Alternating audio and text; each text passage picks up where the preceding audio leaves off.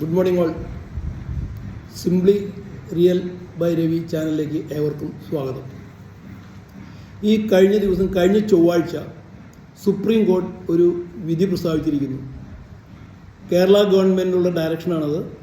എന്താണെന്ന് വെച്ചാൽ കേരളത്തിൽ ഗവൺമെൻറ് എൽ പി സ്കൂളോ യു പി സ്കൂളോ ഇല്ലാത്ത സ്ഥലങ്ങളിൽ ഇമ്മീഡിയറ്റ് ആയിട്ട് എൽ പി സ്കൂളുകളും യു പി സ്കൂളുകളും ഉടൻ തുറന്ന് പ്രവർത്തിക്കണം എന്നാണ് സുപ്രീം കോടതി ഇപ്പോൾ ഡയറക്ഷൻ കൊടുത്തിരിക്കുന്നത്. അതായത് right of children to free and compulsory education act 2009 പ്രകാരം അവരുടെ അവകാശങ്ങൾ ഹനിക്കാൻ പാടില്ല.